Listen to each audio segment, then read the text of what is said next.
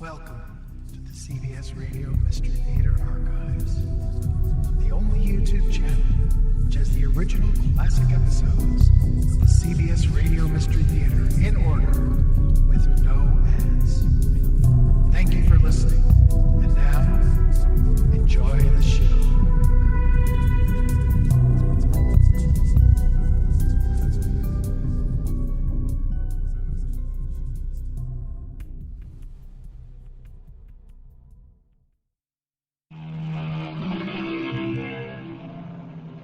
Come in. Welcome. I'm E.G. Marshall.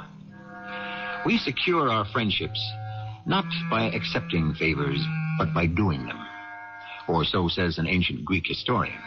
And that should prove, if indeed proof were needed, that there has been no major change in human nature during these past 2,500 years, nor is there likely to be any in the next 2,500 years either. Harry.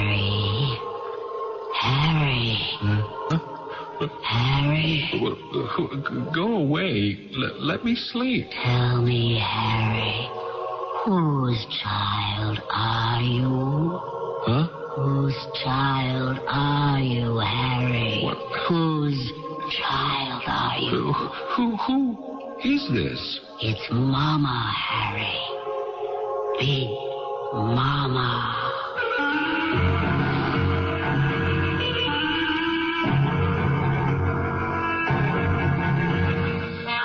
Our mystery drama, Big Mama, was written especially for the Mystery Theater by Sam Dann and stars Paul Hecht. I shall be back shortly with Act One.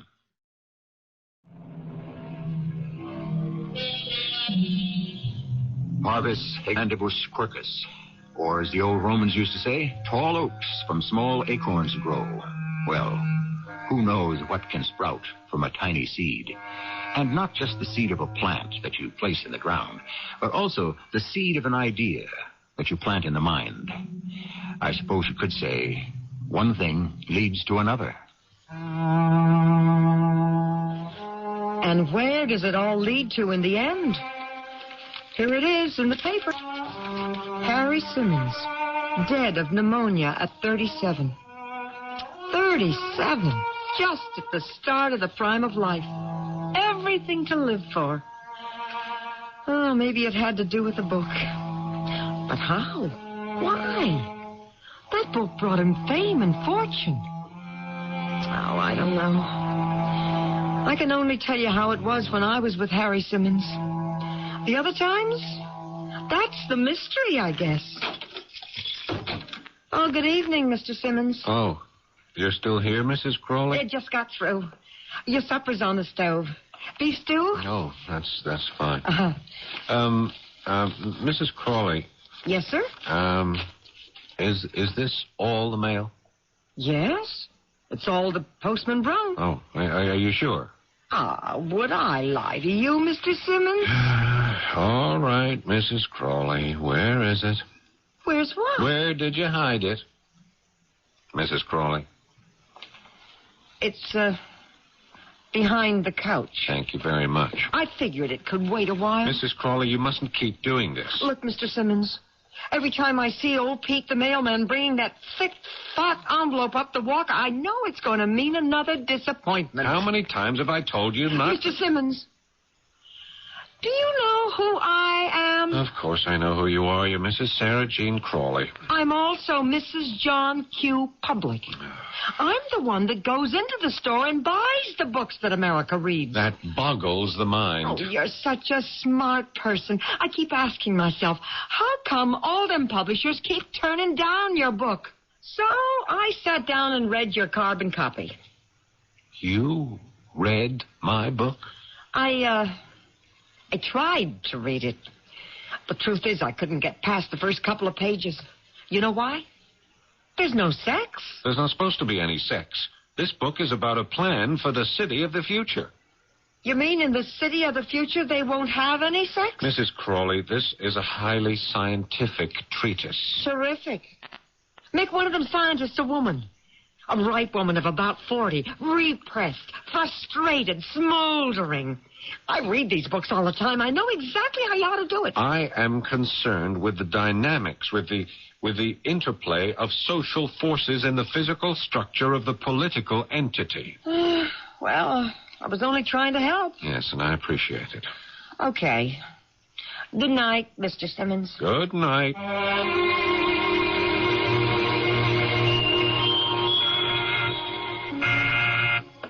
Yes. Who? Oh, well, I suppose I'll have to see him.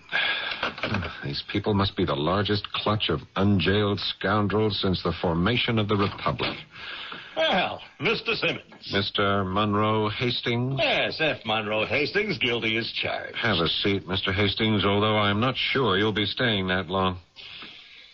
So, you're the power behind the proposed factory? No, sir. It isn't a factory. Okay, the proposed plant. Well, it isn't even a plant. Now, true, there will be some light assembly operations, but basically, it's a headquarters building. Oh, yes? What's the difference? The difference is one of nuance. Nuance? Yes. What we propose is a beautiful edifice. The one that we put up, just like it, on the West Coast, won the Architectural Prize of the Year. You're proposing a strain on morning and evening traffic. No. The hours will be staggered. You'll never notice it. You'll be destroying valuable, irreplaceable open space. ISC, International Semiconductors, wants to bring 350 jobs into this town. That's a high six-figure tax roll. As town planner, I get propositions like this every day. Now, so far, this town has resisted the temptation. We have held the line. If we approve your offer, the floodgates fly open. We'll be swamped with factories. We will lose the essential residential nature of our city. No, you won't. Now, when we come in here, we too become citizens of Middleborough Heights. Mr. Simmons, you are well-liked and respected. Your recommendation, your yes or no, is the automatic signal for the planning board. But International wants to come in here. And we will. We would rather come in with your blessing. It can't be done.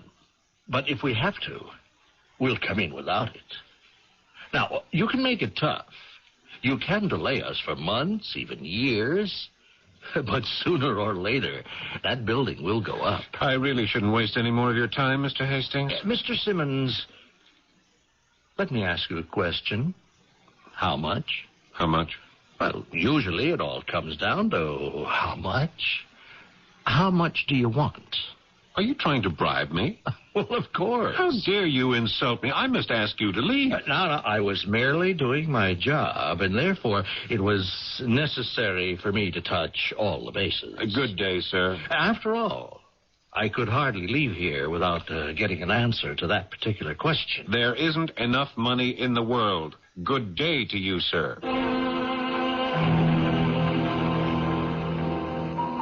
You want a refill? Oh, yes, thanks. It's a quiet night around here, isn't it? You're looking for action, you won't find it. This is conscience night. What's that? It seems Wednesday night, all the married guys in town stay home. Don't ask me why. It's like them animals. What do you call them, lemmings? They all run into the water and drown themselves at the same time? I see. I moonlight here Wednesdays because it is quiet, and Jerry Smith, the regular bartender, can take off.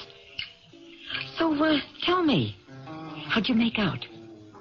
I beg your pardon? With Harry Simmons, the town planner. What are you saying? Oh, I know who you are. You're F. Monroe Hastings. You're from that outfit, International, whatchamacallit? As a citizen of this town, how would you feel about International locating its headquarters here? Oh, I'm against it. Do most people feel that way? Yeah, I guess so. How do you account for it? Two things. First, Harry knows his stuff. Second, Harry would never take a nickel. I see. I bet you tried it, huh? Well, now, I know how you big corporations operate. Well, I did see Mr. Simmons. He practically threw me out of his office. Well, you picked a bad day. You mean that some days are worse than others? And a day like today is the worst of all. Oh? Why is that? Last night he got his manuscript back from a publisher. I could tell by the look on his face he was going to stew about it all night as usual, which means he doesn't get hardly any sleep. And that gives him a headache and indigestion. You say a publisher returned his manuscript? 20 publishers returned his manuscript. Oh, he's written a book, hmm? About what? How to plan a city or something. Oh, believe me, he'll never sell it to the movies. And you say no one wants to publish it, hmm? I wish I could learn how to type. I'd write a book, too. I suppose that book means a great deal to him. Yeah, poor guy. He wants such a little bit out of life just to get that book published. But it's never going to happen. Yep, that's the way it goes, right? Huh? Oh, yes, that's the way it goes. Sometimes.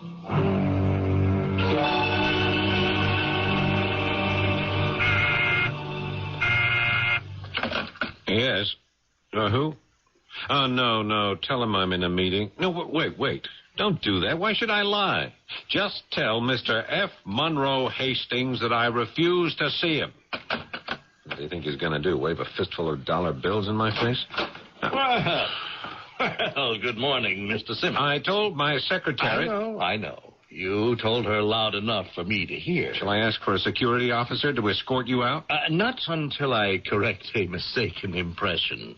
Now, you think I'm here to talk about the headquarters complex for international semiconductors. Aren't you? Well, only peripherally. This morning, I wish to talk to you on behalf of Barnaby and Brother Publishers. Barnaby and Brother? Hmm? What do you know about Barnaby and Brother? What could you have to do with Barnaby and Brother? I mean, they're the oldest, the most prestigious publishing firm in the country. Barnaby and Brother is a subsidiary of International Semiconductors. I don't believe it. What do they know about books? Big Mama doesn't know anything about books. Big Mama? Yes, that's how we, her children, affectionately refer to International. You own Barnaby and Brother? And I am here on their behalf this morning. Barnaby and Brother is always on the lookout for fresh, new, exciting books. What are you talking about? I think I'd better shut the door. Now, look, nothing is ever discussed in this office which needs the protection and the cover of a closed door. Well, maybe you don't have any secrets, but I do. Look, I still don't know what you're talking about. I am talking about City of Tomorrow. City? How do you know about City of Tomorrow? That's my book. Correction, please. That's your manuscript. It isn't, and it doesn't become a book until it's published, which means printed and bound and placed between covers. What are you saying? Why do you pretend you don't know what I'm saying? You're saying you'll publish my book. Precisely. It's still a bribe, isn't it? Well, now, aren't you glad we closed the door? And I'll have to give you something in return. In this world, sometimes we give in order to get. And look at what you'll be getting. Publication of City of Tomorrow by Harry Simmons under the imprimatur of the oldest, most prestigious and influential house in America. And what are you being asked to give? Some 15 worthless acres of scrub and swamp. Now, where can you get a better bargain?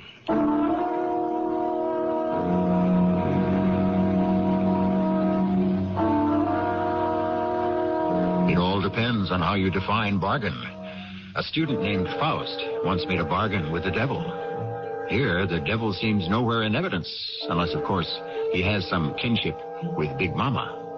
Mr. Harry Simmons is proud of the fact that he has never taken a bribe. But that was because he thought bribes were only concerned with money. We have a lot of sorting out to do in Act 2 shortly.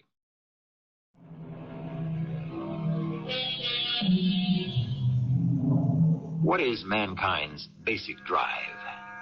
There are those learned folk who claim it is sex. Others insist it's hunger. And there are some who make a case for concepts like territoriality and turf. If we may venture a timid opinion, we would suggest pride of authorship. Today, almost everyone seems to be driven by the urge to write a book. Has there ever been such a spate, such an overwhelming Johnstown's flood of printed material? This is the story of one of those books. Barnaby and Brother would actually publish City of Tomorrow? Mr. Simmons, not only will Barnaby and Brother publish City of Tomorrow, but it shall become the non-fiction leader of the prestigious fall catalog. The Barnaby and Brother fall catalog. It means first-class reviews. Well, when you're published by Barnaby and Brother, it's first class all the way. Yeah, but what am I even thinking about? I can't do it. Why not? Because it's still a bribe.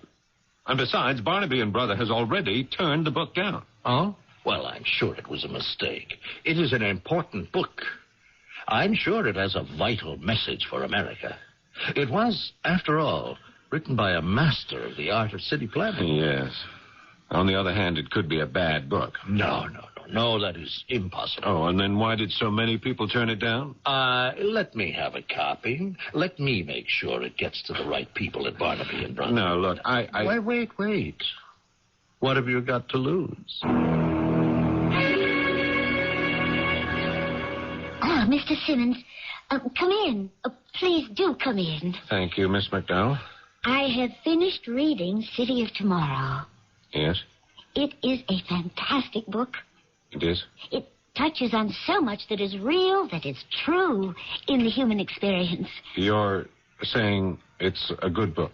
My dear Mr. McDowell, the word good is hardly adequate to describe the excellence of City of Tomorrow. If it's such a great work, why did you turn it down the first time? I didn't turn it down. Oh, but you did. I mean, this is your rejection slip. Dear Mrs. Simmons, I am sorry, but City of Tomorrow does not meet our needs at this time, and it is signed Tricia McDowell. I haven't read your book. I never wrote that note, and I never signed it. But here it is. Mr. Simmons, that is a form letter and a form signature.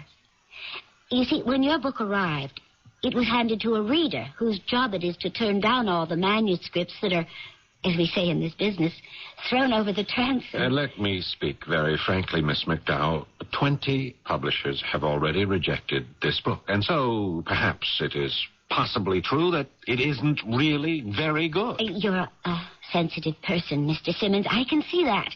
But 20 publishers did not refuse your book. It was rejected by 20 insignificant readers who were merely following routine instructions. Yes, Miss McDowell. Look, I am town planner for Middleborough Heights. I know that. International Semiconductors, or Big Mama, as she is called, needs my approval to construct a headquarters complex. I have so far refused. The Big Mama owns this publishing house. Mr. Monroe Hastings suggested that I resubmit the manuscript, and now, how enthusiastically it has been received. I mean, what am I to think? Has Big Mama told one of her children to say yes? Mr. Simmons, my maternal great-grandfather was Edward Everett Barnaby, the founder.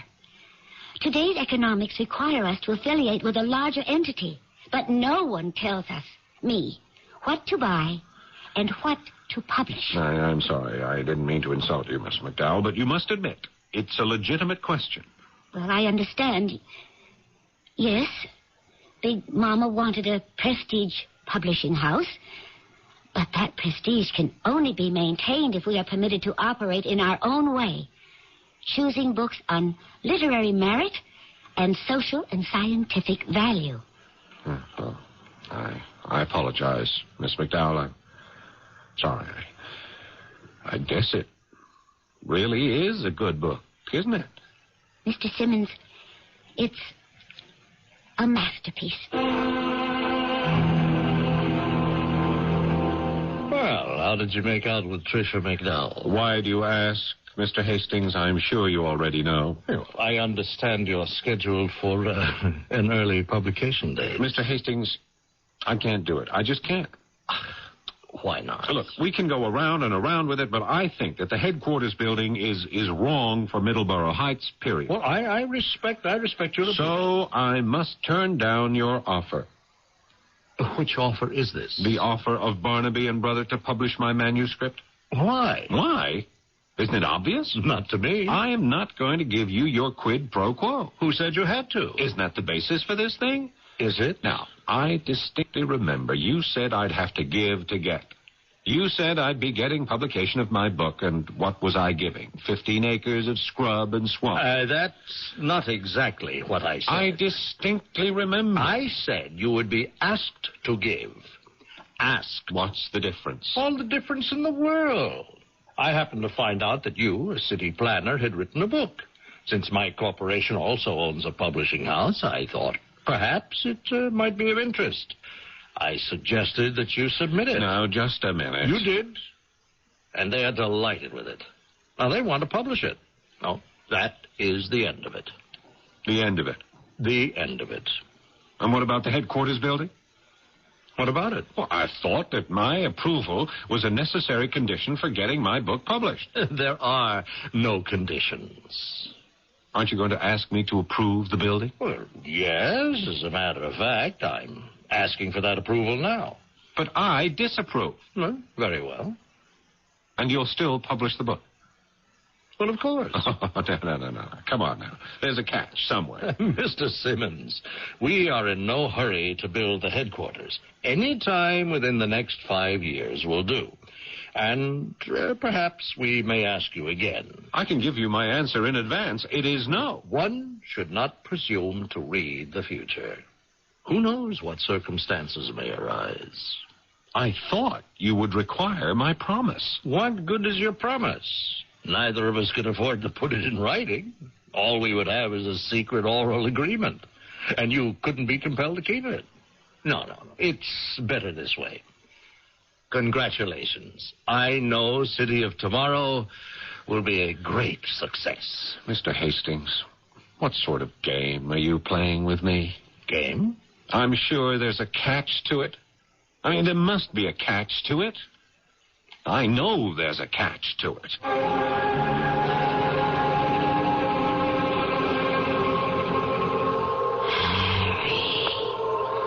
Harry. Huh? What? Harry. What do you want? I have to ask you something.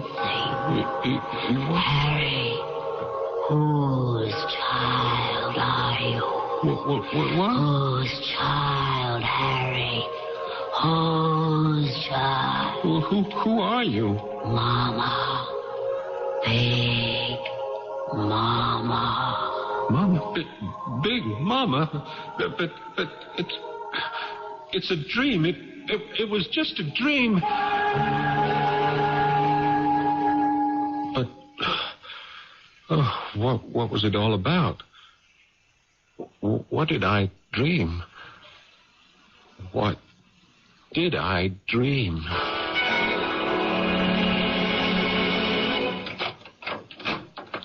Hey, Mr. Simmons, it's you, huh? Good morning, Mrs. Crawley. So what are you doing sitting at the table in your pajamas? How come you didn't leave for work yet? You know what time it is. Listen, I got a bone to pick with you. I couldn't sleep. You know, the last couple of nights you ain't been eating your supper. You know that? Yeah, I come in here mornings and find it still on the stove. Why can't you sleep? I've been having nightmares. About what? I don't know. I can't remember. But they're so real. They're so frightening. I just don't want to go back to sleep. Oh, there's no percentage in that. Mama. Well, what about Mama? They seem to be about someone named Mama. Who's Mama? Could it be your Mama? No. Besides, I always called her Mother. Always? Hey, you know, that could be your problem. Who says I have a problem? Why are you having nightmares? Look, the only Mama I know is the International Semiconductor Corporation. I mean, it's a nickname among its own people, the Big Mama. Oh, this is the outfit you turned down. You mean you dream about him? No. It's just that, look, in these nightmares, I'm aware of maybe it's something called Big Mama. Aware? Like how? I don't remember. Now, these nightmares of yours mean something. What? I don't know. If I could tell, I could hang out a sign and make a fortune. Hey, you better get dressed and head for work. Yeah. You want me to make you a cup of coffee? Oh, thank you. Oh, listen. Wait a minute. I got another bone to pick with you. How come you didn't tell me? I had to read about it in the papers. Read about what? What? The book. That's what. Oh, come on. I sweated it out more than you did. So I figured I was entitled to be told. I'm sorry, Mrs. Crawley. There it was in the paper. Barnaby and Brother. Hey, I understand they're one of them real bigs. Listen, I hope you jazzed it up a little bit like I told you. Anyway, it's all over town, you know, and everybody's saying, hey, we got a winner here. That's our guy, Harry Simmons. Mr. Simmons? Yes, what is it? I can't figure this. For years now, you've been trying to peddle that book, and in your heart, you must have given up. So now when this thing is finally hit, why ain't you walking on air, dancing on the ceiling? Why are you having nightmares?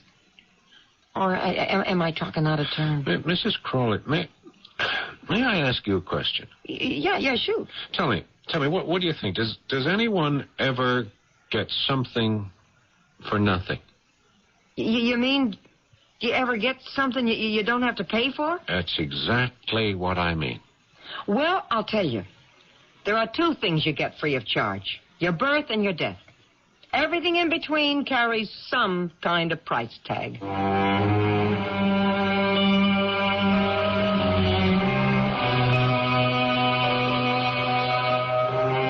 Yes, and there are many who say that somehow you even have to pay for those. The fact is, there's no free lunch, as the economists are fond of telling us, and you only get what you pay for. True enough. But sometimes, isn't there ever a situation where you can beat the game and get what you don't pay for? The answer, as usual, comes in Act 3, shortly.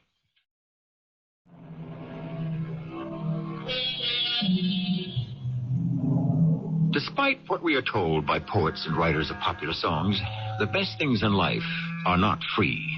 But if it's any consolation, the worst things in life are not free either.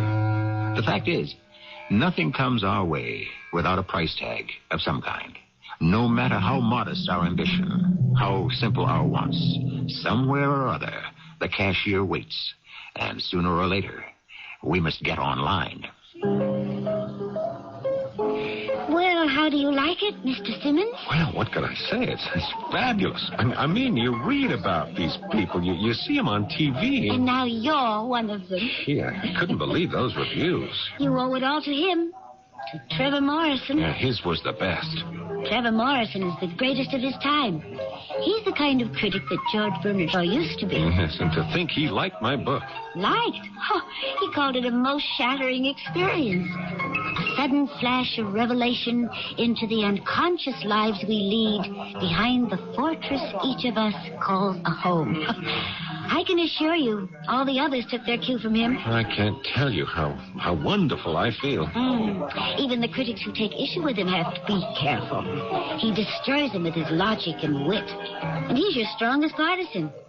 Oh, look, there he is, heading this way. You mean I'm going to meet him? Mm-hmm. What am I going to say to him? My mind's gone blank. I can't think of a single thing. Well, that's fine. People don't care about your opinions anyhow. They're only interested in their own. Just nod sagely, smile pleasantly, and you'll acquire a reputation for intelligence and wit. Ah, well, is this your newest lion, Tricia? Oh, Trevor, may I present Harry Simmons? How do you do, sir? And now, Tricia, my dear, you have performed your function. You may leave me. Oh, don't let him frighten you, Harry. Beneath that forbidding exterior beats the kindliest heart. Oh, don't slander me, Tricia. I don't have a heart. My blood is pumped by a secret invention of my very own. I'll see you in a little while, Harry. Yes. You are a most remarkable writer, Mr. Simmons. Oh, thank you, sir. You are that rara avis among authors, a thinking writer. Well, Your book is the brilliant flowering of the experience you acquired while doing your job, earning your bread. Now, I was trying to... I will tell you what you were trying to do. You were demonstrating how man is the only animal that changes his environment when he constructs his shelter. What I was thinking... I will tell you what you were thinking. Man can no longer build his cities as if nature did not exist.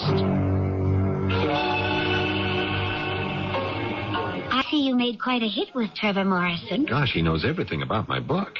I never saw him spend so much time at a cocktail party. He despises them. Why? I'm having the time of my life.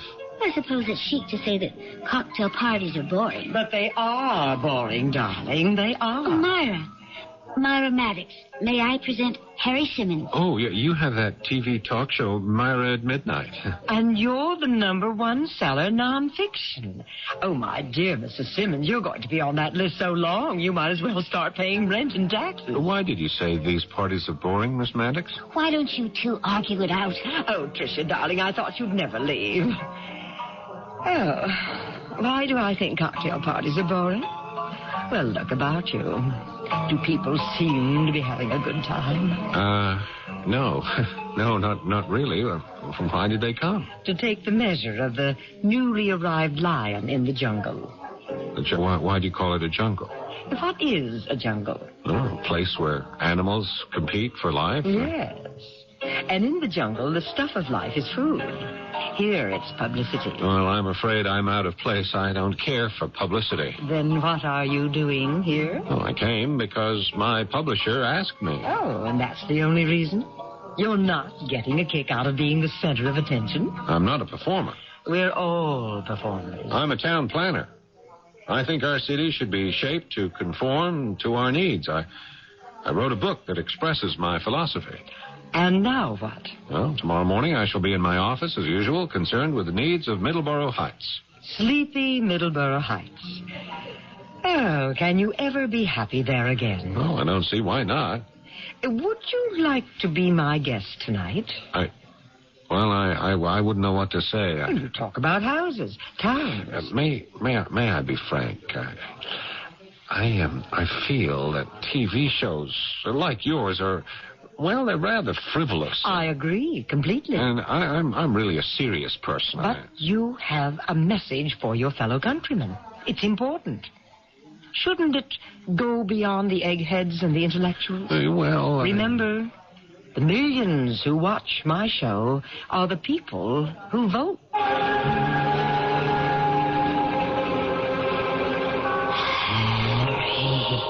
What?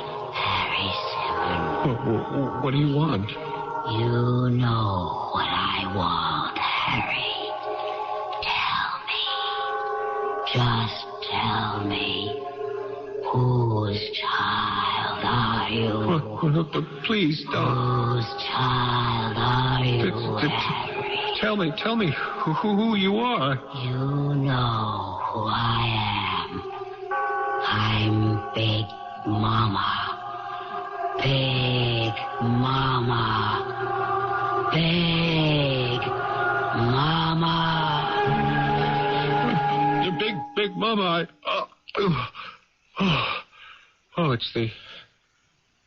it's the dream again. I'm dreaming. I'm just dreaming.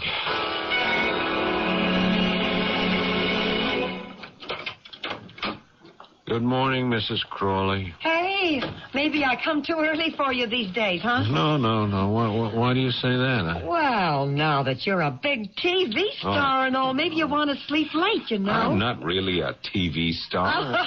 Oh, you're kidding. I watch you on TV every night you're on. Oh. You talk, and suddenly people sit still. They listen. You got something to say, and you want to know? You just love to say it.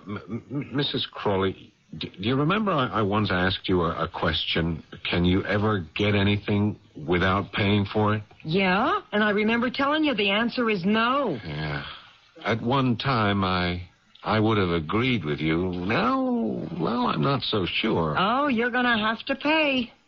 I don't see how.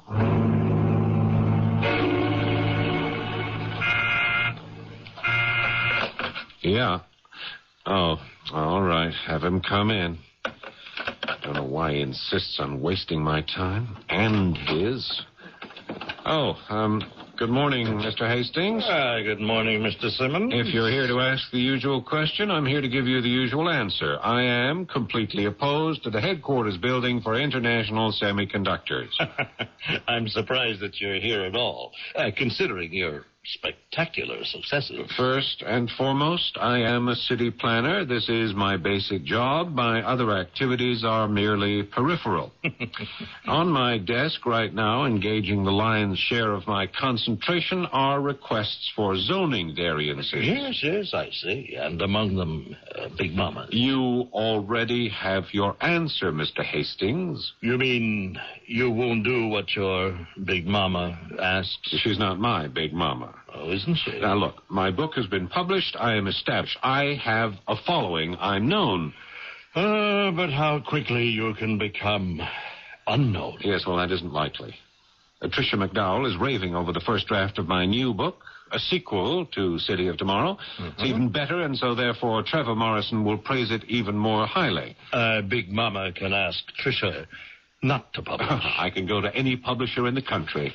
Big Mama may ask Trevor Morrison to reevaluate his original reaction to City of Tomorrow. Word can then get out that he plans to destroy it. Now, who will want to publish you in that case? Why would Trevor even listen? Trevor has the most sought-after position in the world. Critic for the Times Journal. Big Mama owns that paper. Owns the... I don't believe it. These are honorable people. I'm going to talk to Tricia McDowell. Oh, she may not be in. Yes, well...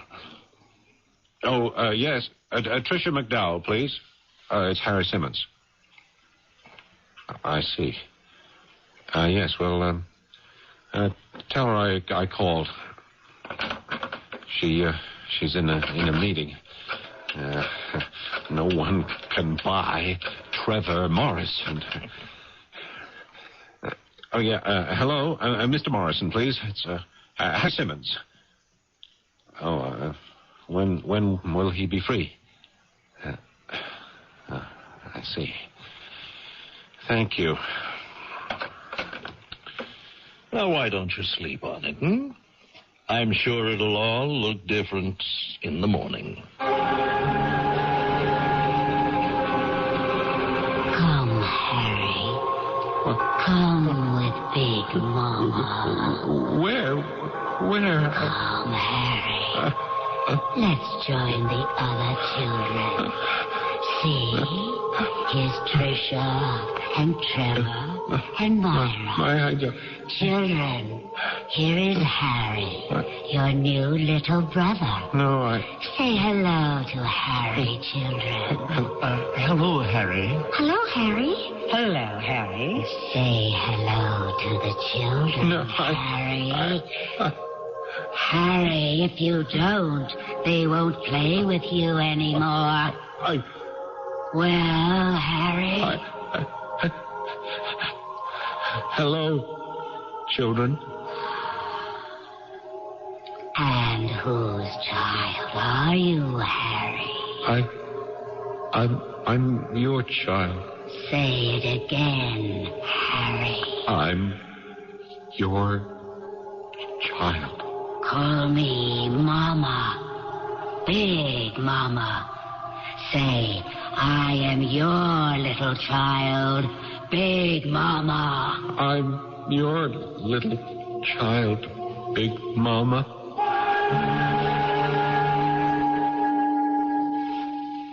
Well, Harry, how are you this morning?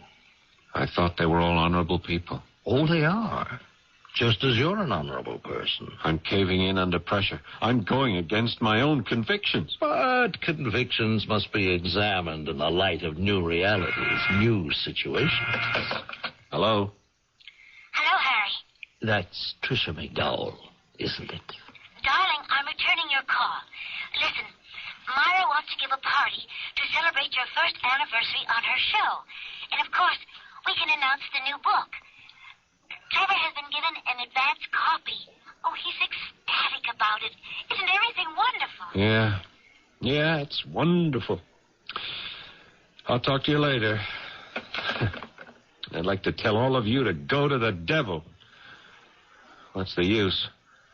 I'd have to go there with you.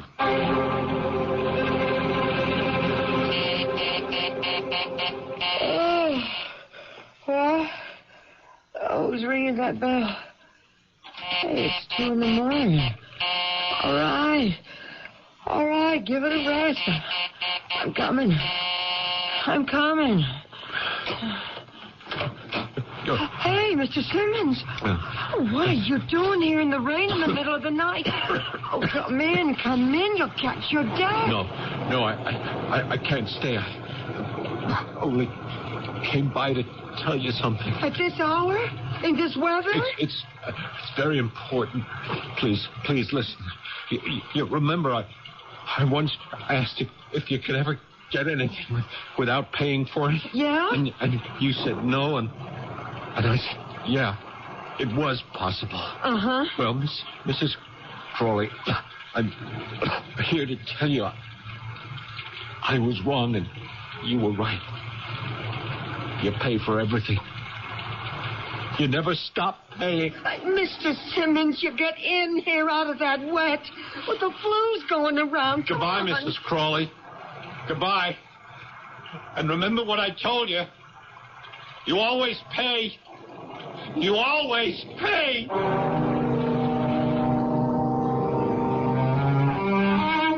Like I said, I knew him better than anybody else. Here was a fella had everything to live for, sitting on top of the world. He goes around crazy late at night in the rain. If I didn't know him better, I'd say he wanted to kill himself. But why? He had everything.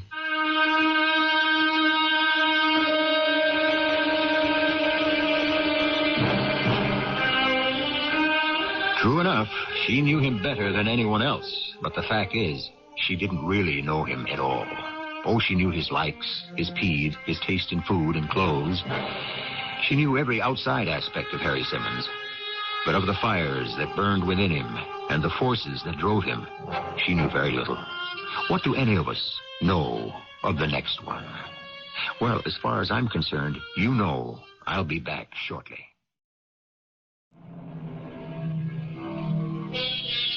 Mr. George Orwell wrote a book in which he talked about Big Brother, who would ride roughshod over all our rights and beat us into a state of submission. This may not be the actual scenario. While we may, if we are not careful, be enslaved, it will probably be through the seductive wiles of Big Mama, and her methods shall be so painless and so pleasant that we shall hardly be aware of the fact that we have lost our souls. Our cast included Paul Hecht, Joan Shea, Evie Jester, and Earl Hammond. The entire production was under the direction of Hyman Brown. I hope you enjoyed this episode of CBS Radio Mystery Theater. If you enjoyed this and want to hear more, please subscribe to this channel. You can also visit my YouTube channel by searching